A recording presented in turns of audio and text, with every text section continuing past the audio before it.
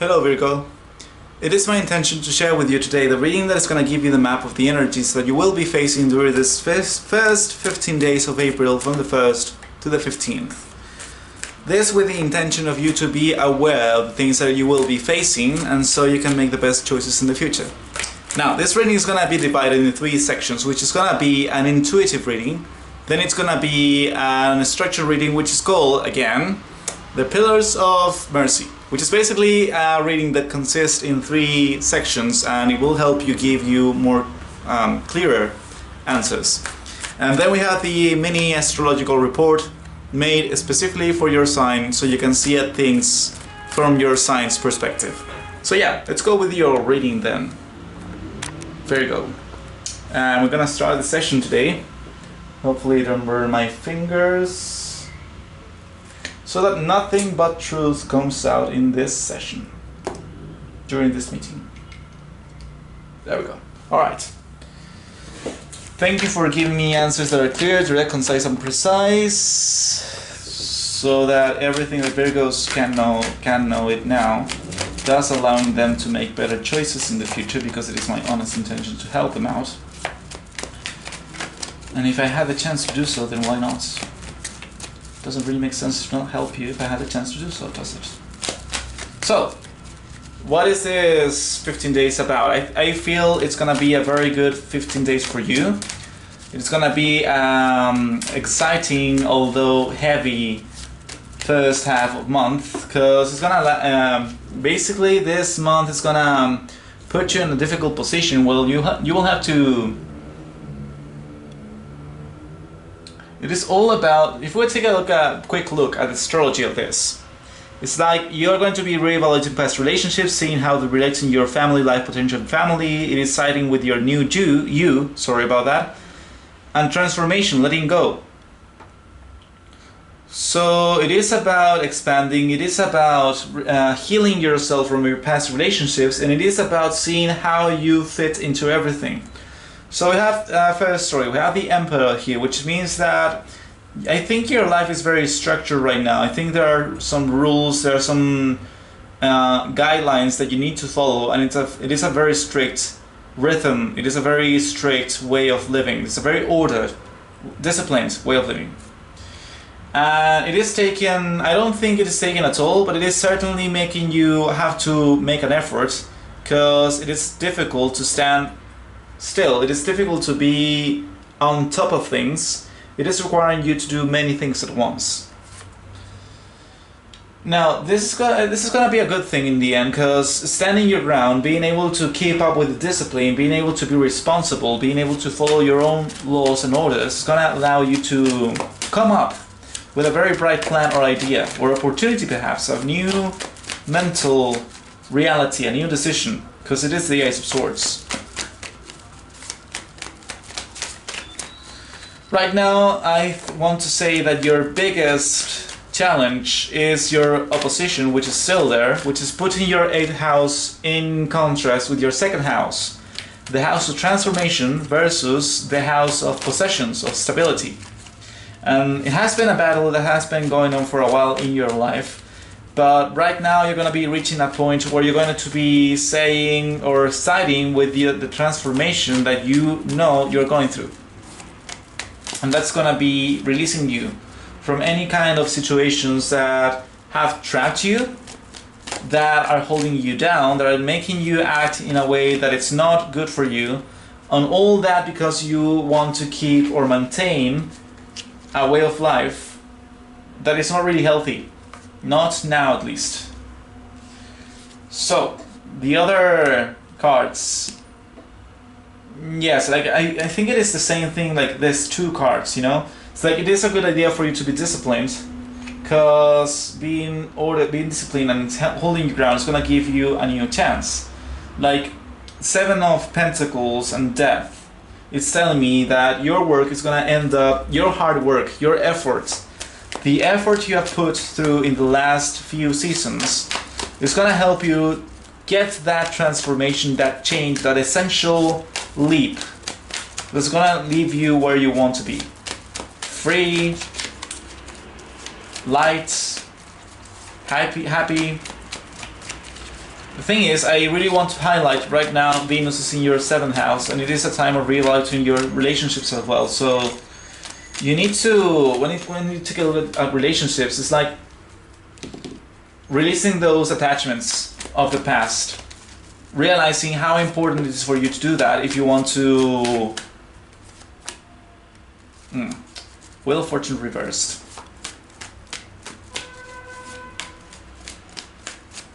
This is such an interesting reading, Virgo, because on one side it tells you that it is a good idea for you to be disciplined and keep your lifestyle because it is going to result in a good thing. But then it tells you that your effort is going to end up helping you transform, and then this was confirmed by this card. It's like you're going to be releasing that situation of the past. And I guess what I feel is that if you don't do this, if you don't let the change come, if you don't take that idea, if you don't release, it's gonna become even worse. So you also need to learn how to let go of your relationships, perhaps. If you don't let go of these attachments, if you don't let go of this could also mean routine. This could also mean like things have always been this way, and this is how it's gonna be still.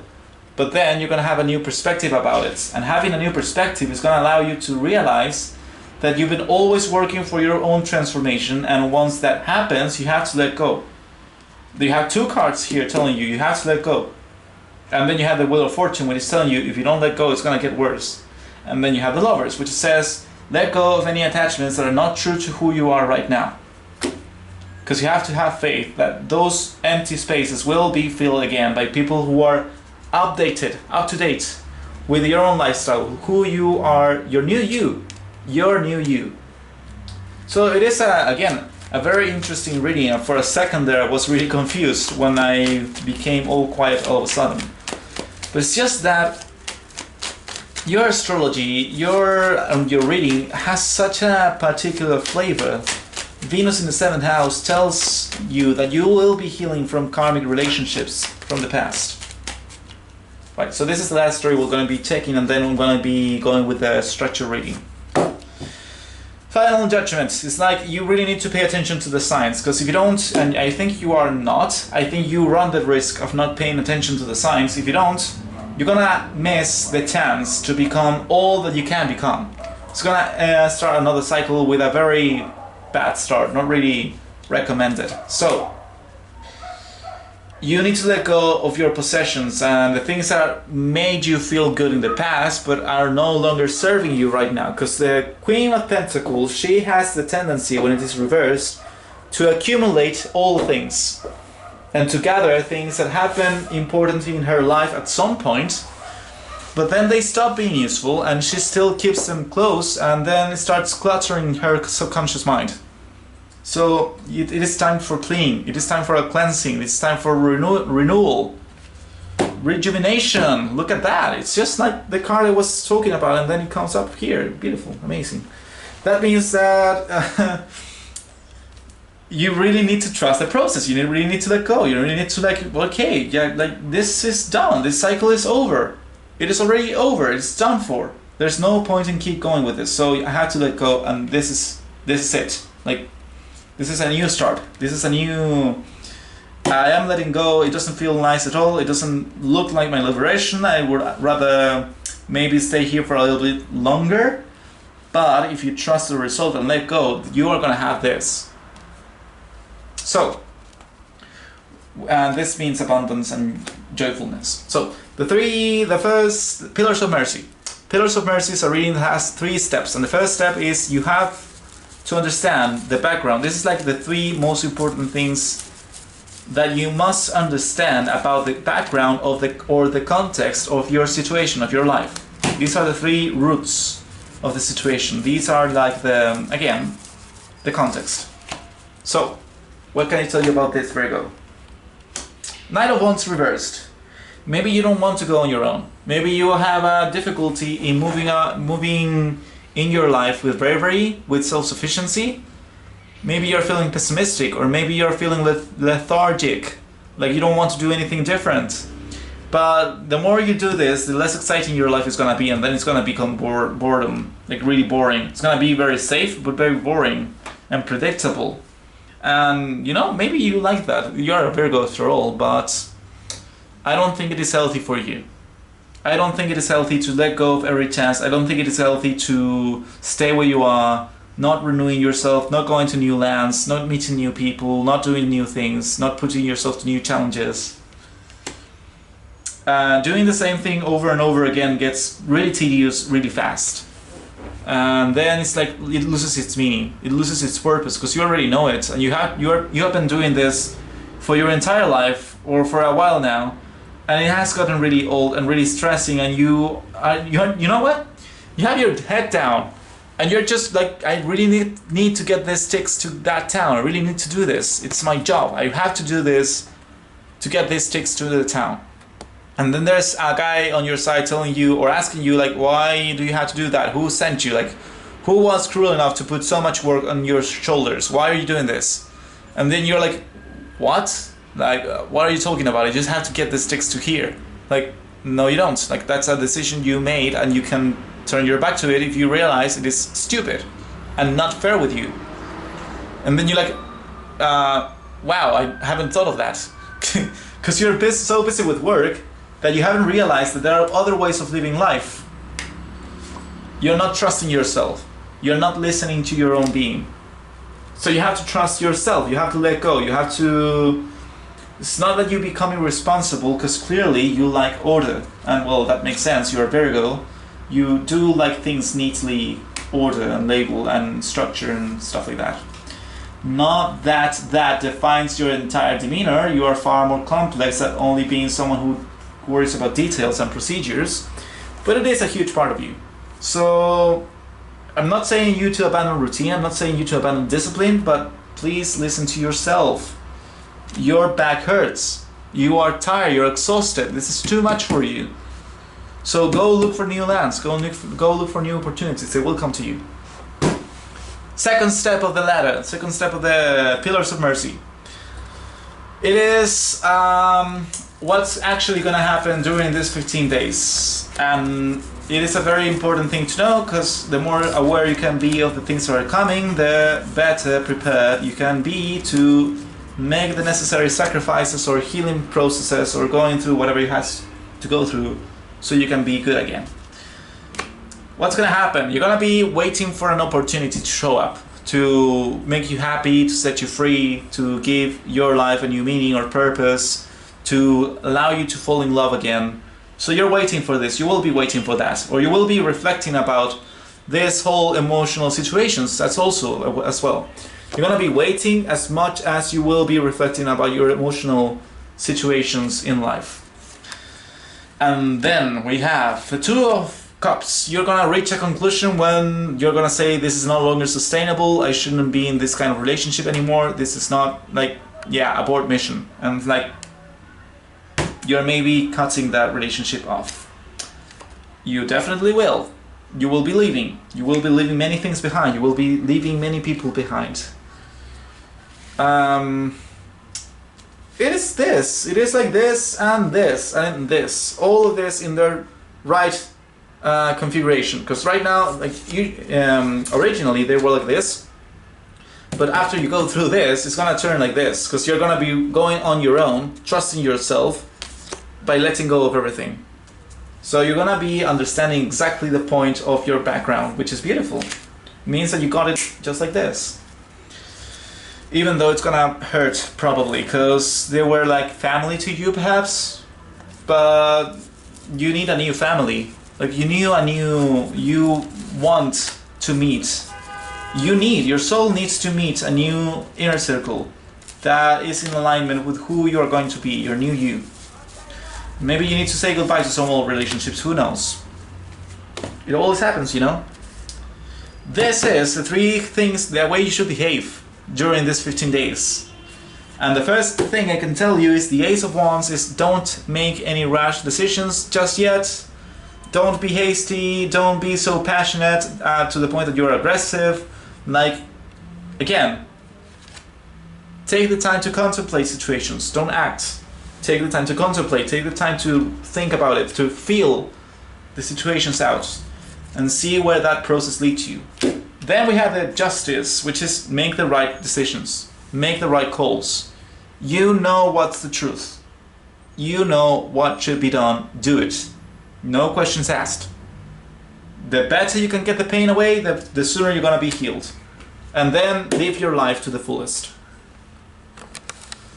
So it is, yeah, like well, again, I have this, whatever. Again, you have this topic about transforming yourself and making some necessary sacrifices to get where you want to be. And that means cutting off some relationships, that means living in some comfort zones, that means letting go of certain attachments that have turned into codependency relationships. So the first point I want to tell you, astrologically speaking, was the one I told you before. It's like Venus in retrograde on the 7th house asks you to reevaluate past relationships. And when that is square to your 4th house, that means that you will have to let some people from your closest circle probably go. Like maybe you will have to meet with them one last time and then realize that if you really want to have like a close circle, like a real support circle, or you want to start a new family, you need to have that space. You need to let go of old relationships. That's not going to be comfortable, but it's going to be necessary and a good thing for your expansion. Then you have the Eight of Pentacles. What? You have the Sun and Uranus in your 8th house, which means that you're going to be siding with your new you. You're going to be siding with the new version of you, your new transformation. And personal expansion. No, wait, what? You're going to be siding with the new you and transformation by letting go of the things that you are used to. And those things can even be considered relationships that you've taken for granted that this belongs to me. It doesn't. And you'll see that right now. You will have to let them go. Okay, and then by letting them go, it's gonna be the best thing ever for you to decide, because this is gonna empower your family situation and personal expansion. It is gonna help you be more stable by realizing who truly is in your inner circle and who isn't anymore. And then we have Mars in your 9th house, which means that you are feeling the necessary impulse to act for expansion. And this energy, this wonderful energy that is pushing you to act in a way that you go beyond your limitations, is beautiful because it's gonna synergize with the spiritual relationships you're having right now. Neptune in the 7th house. It means that your relationships may be very confusing, in the sense that some of your relationships can get really mystical or spiritual or weird or like meaningful and talks about some other dimensions and realizations and enlightenment and stuff like that. So those relationships are going to help you move in the direction that is going to push you through your limits. And then this is gonna be harmonizing with Pluto in your 5th house, which means that right now you're experiencing a deep transformation of your passions, of what really makes you passionate about, what you are passionate about. Oh my god, alright.